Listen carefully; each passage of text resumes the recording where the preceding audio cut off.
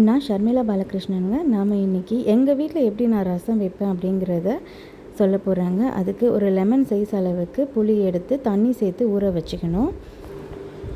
இப்போ ஒரு mixie jar எடுத்துக்கலாங்க. இதில் மிளகு சேர்த்துக்கிறேன். மிளகு 2 ஸ்பூன் எடுத்துக்கிறேங்க. நீங்கள் எவ்வளோ எடுக்கிறீங்களோ அதே அளவுக்கு எல்லாமே எடுத்துக்கலாம். 2 ஸ்பூன் அளவுக்கு சீரகம் சேர்த்துக்கிறேன். அதே 2-2.5 ஸ்பூன் அளவுக்கு முழு தனியா சேர்த்துக்கிறேங்க. இந்த தனியா இந்த ரசத்துக்கு ரொம்பவே சூப்பராக இருக்கும். நான் ஒரு 1.5 பூண்டு அளவுக்கு சேர்த்துருக்கேங்க. முழு பூண்டு ஒன்றும் ஒரு பாதி பூண்டு அளவுக்கு சேர்த்துருக்கேன். கை நிறைய கொத்தமல்லி கருவேப்பிலை சேர்த்துருக்கேன். நீங்கள் புதுசாக சமைக்க போகிறீங்க அப்படின்னா கூட இந்த ரசத்தை நீங்கள் முதல்ல ட்ரை பண்ணலாம். ரொம்பவே சூப்பராக வருங்க. பழுத்த தக்காளி பழமாக நான் 2 சேர்த்துக்கிறேங்க. பெருசாக இருக்கிறதுனால நான் 2 சேர்த்துக்கிறேன். இந்த தக்காளி பழத்தை பொடியாக நறுக்கி இதோட சேர்த்துக்கலாம். 2 காஞ்ச மிளகாய் சேர்த்துருக்கேங்க. உங்கள் காரத்துக்கு தேவைப்படுதுன்னா நீங்கள் இன்னும் 2 கூட சேர்த்துக்கலாம். இதை இந்த போல் கொரன்னு அரைச்சி எடுத்துக்கணுங்க. நீங்கள் நைஸாக அரைச்சிங்க அப்படின்னா ரசம் ஒரு டேஸ்ட்டில் வரும். இது போல் கொரன்னு அரைச்சிங்கன்னா ஒரு டேஸ்ட்டில் வருங்க.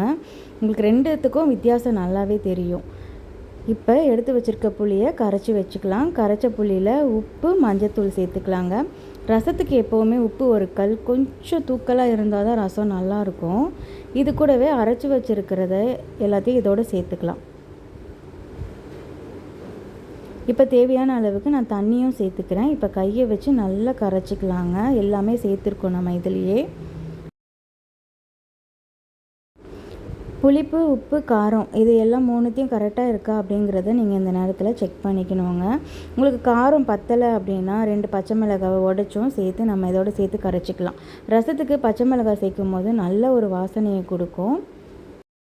எல்லாமே ரசத்தில் சேர்த்ததுக்கு பிறகு தான் நம்ம அடுப்பை ஆன் பண்ணிவிட்டு ரசத்தை வைக்கணுங்க. இப்போ இது போல் லேசாக நுர வரும்போது ஒரு முறை கலந்து விட்டுக்கோங்க. கலந்து விட்டுட்டு திரும்பவும் ஒரு 2-3 நிமிஷத்தில் கொதி வர்றதுக்கு முன்னாடியே நம்ம ஆஃப் பண்ணிடணும். ரசம் இந்த ஸ்டேஜில் தான் ஆஃப் பண்ணணும்.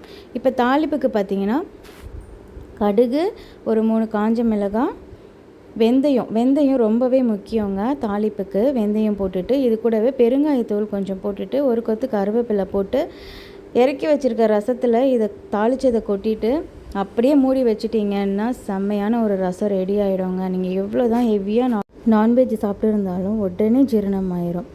இந்த ரெசிபி நீங்கள் ட்ரை பண்ணிங்கன்னா கண்டிப்பாக கமெண்ட்டில் சொல்லுங்கள். அடுத்த ஒரு நல்ல ரெசிபியில் பார்க்கலாம்.